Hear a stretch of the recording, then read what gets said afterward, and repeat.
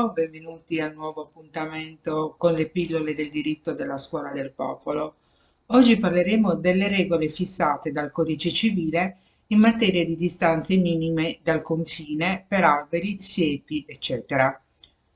Piante ed alberi devono essere collocati a distanze minime dal confine con la proprietà del vicino. Tali distanze sono stabilite dagli usi locali o da specifici regolamenti comunali. In mancanza valgono le norme previste dal Codice Civile. Lo scopo di tali regole è di evitare da un lato che i frutti e i rami di alberi e piante possano danneggiare il fondo del vicino, dall'altro che possano togliere allo stesso luce ed aria e, non in ultimo, a consentire che i suddetti vegetali possano trovare uno spazio adeguato per poter crescere senza impedimenti. La disciplina sulle distanze per siepi e alberi si applica quando esistono due fondi confinanti appartenenti a proprietari diversi. La disciplina sulle distanze non si applica se sul confine esiste un muro divisorio di proprietà esclusiva o in comune tra i due vicini, a condizioni che le piante siano tenute ad altezza pari o inferiore alla sommità del muro stesso. Se i due fondi sono separati da un fosso in comproprietà, alle piante in vaso mobile e alle piante rampicanti. Come detto, se non vi sono usi o regolamenti locali che prevedono diversamente, valgono le seguenti distanze minime. Albero di alto fusto 3 metri, albero di non alto fusto 1,5 metri, vite 0,5 metri a prescindere dall'altezza raggiunta, arbusto e cannetti 0,5 metri a prescindere dall'altezza raggiunta, pianta da frutto di altezza non maggiore di 2,5 metri, 0,5 metri di distanza, siepe viva 0,5 metri, siepe di ontano 1 metro, siepe di castagno e simili 1 metro. Ci si domanda, quando siamo in presenza di un albero ad alto fusto?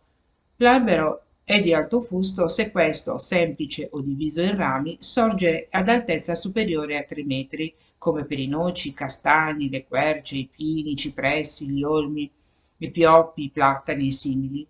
L'albero invece non si considera di alto fusto se il tronco e le branchie principali non superano i 3 metri. Cosa succede nell'ipotesi in cui i rami e le radici che sporgono sul terreno altrui possano in qualche modo ledere i diritti del vicino? Se i rami dell'albero del vicino si protendono sul fondo altrui, il proprietario di quest'ultimo può chiedere in qualsiasi momento che vengano tagliati. Tale diritto infatti non è soggetto a prescrizione né la controparte può mai vantare l'usucapione. Qual è la tutela prevista dalla legge nel caso in cui il vicino violi le distanze minime?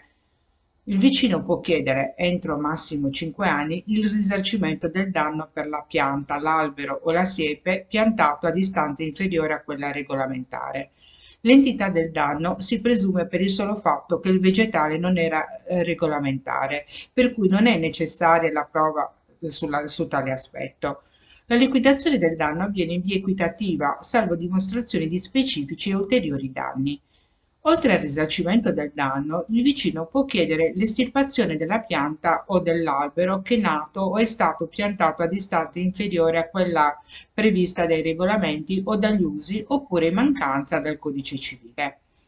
La richiesta di estirpazione prescinde dall'esistenza di un danno provocato dalla pianta.